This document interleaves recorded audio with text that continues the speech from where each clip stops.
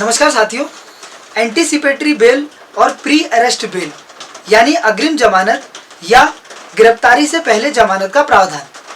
यह कानूनी प्रावधान किसी आरोपी को गिरफ्तारी से पहले जमानत का प्रावधान करता है।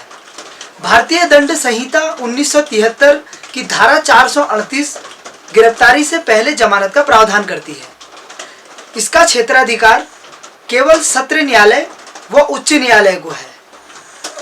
वर्ष 1969 में भारत के विधि आयोग द्वारा अपनी 41वीं रिपोर्ट में अग्रिम जमानत के प्रावधान को शामिल किए जाने हेतु सिफारिश की गई।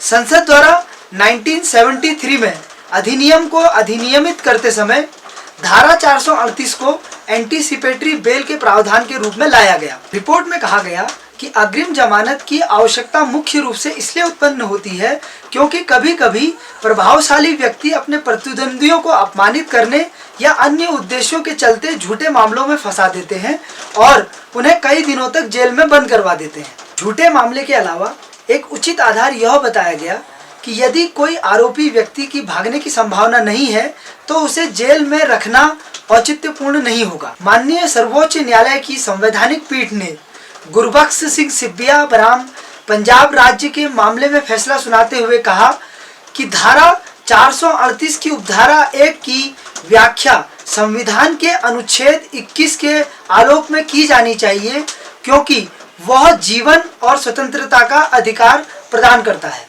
आइए अब मैं आपको बताता हूं कि किन किन परिस्थितियों में न्यायालय द्वारा अग्रिम जमानत यानी एंटीसिपेटरी बेल दी जा सकती है।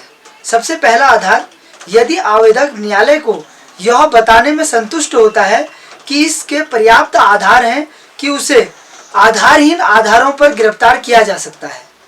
दूसरा, यदि वह यह बताने में संतुष्ट होता है कि उसे झूठे मुकदमे में गलत आधारों।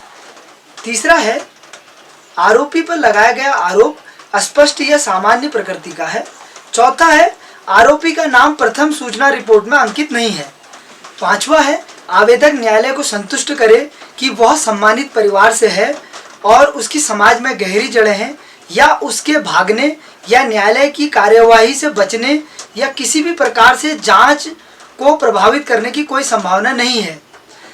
छठा है, आवेदक न्यायालय को यह समझा पाने में संतुष्ट हो कि शिकायतकर्ता प्रभावशाली व्यक्ति है और आवेदक कमजोर व्यक्ति है।